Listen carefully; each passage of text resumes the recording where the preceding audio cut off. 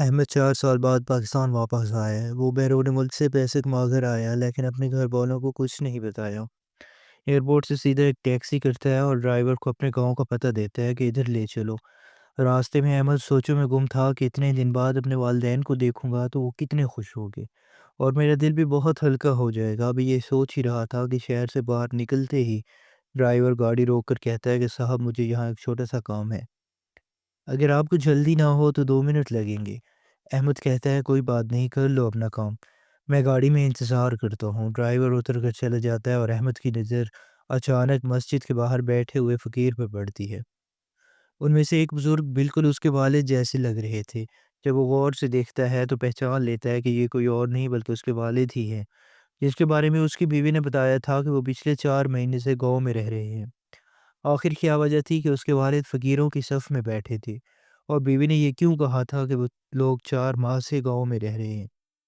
اصل حقیقت جاننے کے لیے کہانی کو آخر تک دیکھنا ضروری ہے۔ تو آپ سے ایک چھوٹی سی گزارش ہے کہ ہمارے چینل کو سبسکرائب کر دیں اور سٹوری کو لائک کر دیں، اور اگر سٹوری اچھی لگے تو اپنے فرینڈس کے ساتھ ضرور شیئر کریں۔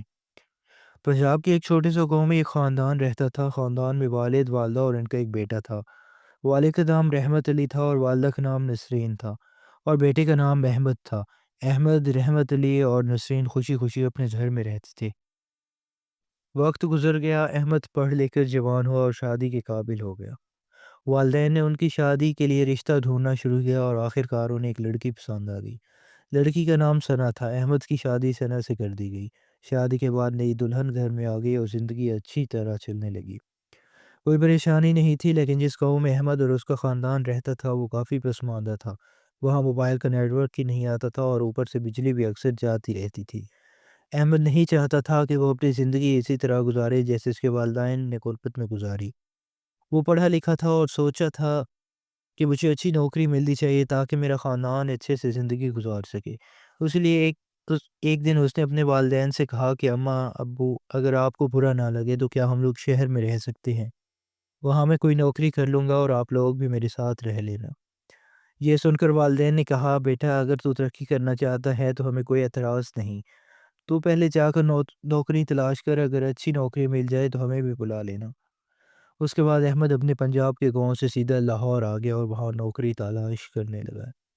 6 مہینے کے اندر اندر اسے اچھی خاصی نوکری بھی مل گئی اور کرائے کا گھر بھی لے لیا۔ جب احمد نے لاہور میں کرائے کا گھر لے لیا تو اس نے اپنے والدین اور بیوی کو بھی وہیں بلا لیا۔ وہ سب لوگ خوشی خوشی رہنے لگے، لیکن یہاں احمد جتنا بھی کماتا سارا پیسہ گھریلو اخراجات میں ختم ہو جاتا اور اس کو شہر میں اپنا گھر بنانے کا خواب ادھورا رہ جاتا۔ وہ سوچنے لگا کہ اس طرح تو گزارا نہیں ہوگا۔ اسی وجہ سے احمد نے نوکری کے لیے بیرون ملک جانے کا فیصلہ کیا، کیونکہ اسے پتہ تھا کہ وہاں اچھی خاصی کمائی ہو جاتی ہے۔ اگر وہ باہر جا کر پیسہ کمائے گا تو واپسی پر اپنا ذاتی گھر بھی بنا سکے گا اور خاندان کو بھی اچھا مستقبل دے سکے گا۔ یہی سوچ کر اس نے سب سے پہلے اپنی بیوی ثنا سے بات کی۔ ثنا جو کہ اچھی طرح گھر سنبھال رہی تھی بولی ٹھیک ہے، اگر آپ چاہتے ہیں تو آپ ضرور جائیے، مجھے کوئی اعتراض نہیں ہے۔ پھر احمد نے اپنے والدین سے مشورہ کیا۔ جب والدین نے بیٹے کی کامیابی کی لگن دیکھی تو انہوں نے بھی حامی بھر لی اور کہا بیٹا اگر تیرا دل چاہتا ہے تو ضرور جا، ہمیں خوشی ہوگی کہ لوگ کہیں گے رحمت علی کا بیٹا اتنا کامیاب ہو گیا۔ یہ سن کر احمد تیاریاں کرنے لگا۔ تقریباً 15 دن بعد اس کے کاغذات مکمل ہو گئے اور وہ نوکری کے لیے بیرون ملک چلا گیا۔ وہاں جا کر احمد دن رات محنت کرنے لگا، پیسہ کماتا اور اپنی بیوی کے اکاؤنٹ میں بھیجتا رہتا، کیونکہ والدین کے پاس کوئی اکاؤنٹ نہیں تھا اور بیوی کے فون پر ہی والدین سے بات کر لیتا۔ وقت گزرتا گیا، احمد نے پرانا نمبر بند کر دیا اور کمپنی کا دوسرا نمبر استعمال کرنے لگا، لیکن وہ دوسرا نمبر والدین کے پاس نہیں تھا۔ یوں ہی 2 سال گزر گیا اور سب کچھ ٹھیک چل رہا تھا، مگر 2 سال بعد ثنا کا رویہ اچانک والدین کے ساتھ بدلنے لگا۔ پھر ثنا کی والدہ کو اس کے بھائی تنگ کرنے لگے تو ثنا نے ماں کو لاہور بلا لیا۔ گھر چھوٹا تھا، بس 2 کمرے اور برآمدہ تھا۔ ایک کمرے میں ثنا رہتی تھی اور دوسرے میں احمد کے والدین۔ لیکن جب ماں آئی تو ثنا نے اپنی ساس سے کہا آپ لوگ برآمدے میں سو جائیں، میری ماں اس کمرے میں رہے گی۔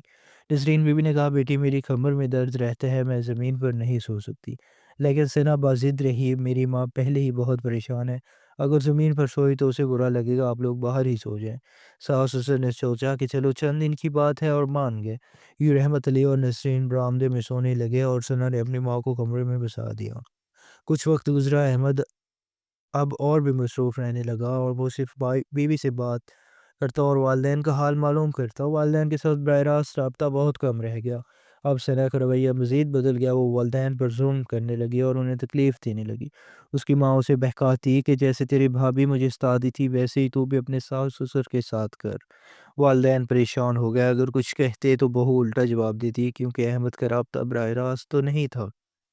وہ بھی 15-20 دن بعد بیدوی سے والدین کا حال وال پوچھ لیتا۔ یہی وجہ تھی کہ ثنا کے دل میں غرور آ گیا کہ اب تو گھر میں میری چلے گی اور ساس سسر کو میری بات ماننی پڑے گی۔ والدین آپس میں بات کرنے لگے کہ ایسے تو وقت نہیں کٹے گا، ہمیں کسی طرح بیٹے سے رابطہ کرنا ہوگا۔ تب رحمت علی نے اپنی پرانی ڈائری نکالی جس میں احمد کا پرانا نمبر لکھا ہوا نا۔ وہ ڈائری لے کر پاس ہی کے پڑوسی یاسر کے پاس گیا جو احمد کا اچھا دوست بھی تھا۔ احمد علی اور نسرین بڑے دکھ کے ساتھ یاسر کے پاس گیا اور کہا بیٹا ہماری احمد سے بات کرا دو، یہ رہا اس کا نمبر۔ یاسر بولا انکل جی یہ نمبر میرے پاس بھی ہے لیکن یہ بند ہے، میں نے کئی بار ملانے کی کوشش کی مگر رابطہ نہیں ہو سکا۔ پھر اس نے ڈائری دیکھی لیکن نمبر وہی تھا جو پہلے سے اس کے پاس تھا۔ یوں بزرگ والدین مایوس ہو کر گھر واپس آ گیا۔ ایک دن انہوں نے پیار سے بہو ثنا سے کہا بیٹی ہمیں اپنے بیٹے سے بات کرنی ہے، ذرا فون ملا دو۔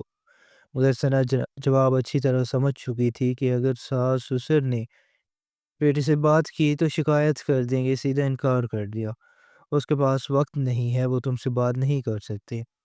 اس کے بعد اس کا رویہ مزید سخت ہوتا گیا، وہ ساس سسر پر ظلم کرنے لگی اور اتنا تنگ کیا کہ ایک دن والدین نے کہا بیٹی اگر تمہیں ہماری وجہ سے مشکل ہے تو ہم یہ گھر چھوڑ دیتی ہیں۔ انہیں لگا کہ بہو شرمندہ ہو جائے گی اور رویہ بدل لے گی، مگر ثنا نے طنزیہ لہجے میں کہا ہاں ٹھیک ہے اگر چھوڑنا ہے تو چھوڑ دو، ویسے بھی تم لوگ کرتے کیا ہو، بس کھانے والے ہو۔ یہ سن کر بوڑھے والدین کی آنکھوں میں آنسو آ گئے۔ وہ تھوڑا سا سامان باندھنے لگے، جاتے جاتے بار بار مڑ کر دیکھا کہ شاید بہو روک لے، مگر اس نے ایک بار بھی نہیں کہا کہ نہ جاؤ۔ یوں وہ لوگ دل پر پتھر رکھ کر گھر چھوڑ گئے۔ وقت گزرتا گیا، 10-15 دن بعد احمد نے بیوی کو فون کیا اور پوچھا ماں باپ کیسے ہیں؟ ثنا نے چونک کر جواب دیا وہ تو گاؤں گئے ہیں، آرام سے رہ رہے ہیں۔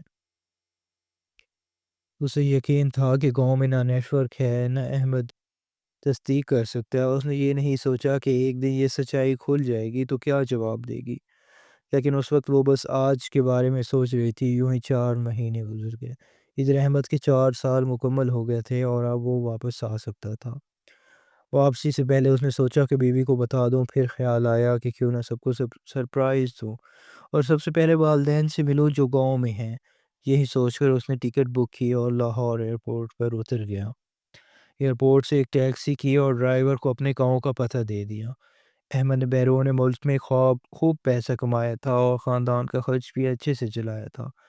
راستے میں وہ بار بار یہی سوچتا رہا کہ ماں باپ اتنے دن مجھے دیکھ کر کتنے خوش ہوں گے اور اب میں شہر میں اپنا گھر بھی خرید سکوں گا۔ لیکن جیسے ہی وہ لوگ شہر سے باہر نکلے، ڈرائیور نے اچانک گاڑی ایک مسجد کے پاس روک دی جہاں سامنے ایک دکان تھی۔ وہ دکان سے کچھ سامان لینا چاہتا تھا جو اسے کسی شخص تک پہنچانا تھا، اس لیے اس نے گاڑی روکی اور کہنے لگا کہ صاحب اگر آپ کو کوئی اعتراض نہ ہو تو سامنے جو یہ دکان ہے یہاں سے مجھے 2 منٹ کا سامان لینا ہے۔ احمد یہ بات سن کر کہنے لگا کہ کوئی مسئلہ نہیں، اگر تمہیں چھوٹا سا کام ہے تو کر لو، مجھے کوئی اعتراض نہیں ہے اور نہ ہی مجھے جلدی ہے۔ یہ کہہ کر احمد نے ٹیکسی ڈرائیور کو جانے دیا۔ ڈرائیور گاڑی میں احمد کو بٹھا کر نکل گیا اور دکان کی طرف بڑھنے لگا۔ ادھر احمد 4 سال بعد پاکستان واپس آیا تھا اور گاڑی میں بیٹھے بیٹھے باہر جھانکنے لگا۔ وہ سب کچھ بڑی عجیب نظروں سے دیکھ رہا تھا، جیسے بہت دنوں سے سب کچھ مس کر رہا ہو۔ اسی دوران اچانک اس کی نظر مسجد کی سیڑھیوں پر بیٹھے ہوئے فقیروں پر پڑی۔ ان میں سے ایک بزرگ فقیر کو دیکھ کر احمد چونک گیا، اس کا چہرہ کچھ جانا پہچانا لگا۔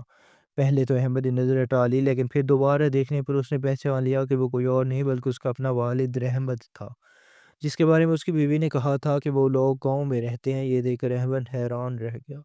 وہ فوراً گاڑی کا شیشہ کھول کر نیچے اترا اور مسجد کی سیڑھیوں کی طرف بڑھنے لگا۔